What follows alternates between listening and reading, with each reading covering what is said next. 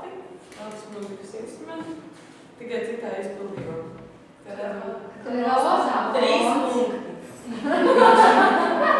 Nekustīgs objekts, teksts un fons. Tas ir bloķētais.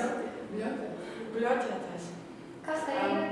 Tātad, šeit bērni, respektīvi, kas ir jādara, ir uzrakstīti nosaukumi un ir pielikti burtiņi.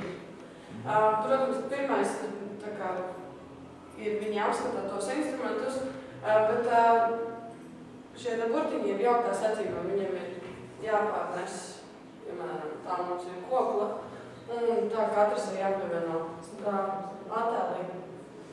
Mums ir, ja vajag, lai brauc. Te ir aptuveni tas pats, tikai šeit attēlī ir nekustīgi, kāpēc to izdarīt?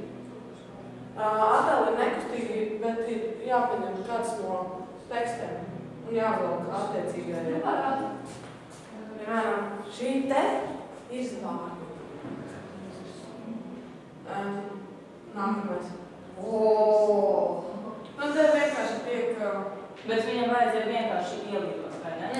Nē, šī tā valstī. Viņam vajadzēja lēnām, viņš vienkārši bremzē. Tas saku, ka Šitā maņa.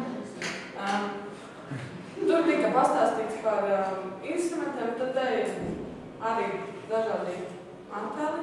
Man tā liekas, ka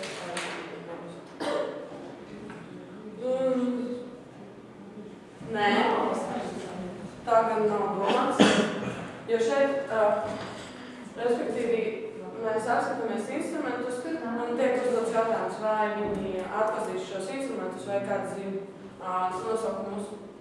Un mēs nonesam. Ir tā, te ir tikai instrumentu nosaukumi, pārunājam to, kāda viņi varētu izskatīties un pārbūt.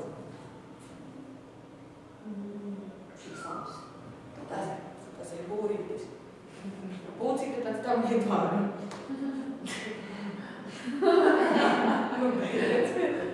Un te ir tā kā redzētu kaut ko notikt. Respektīvi, viņam bija jāatver uzreiz, jā. Arī kaut kas ir. Viņam bija jāatver uzreiz YouTube, jā, ar visu video materiālu.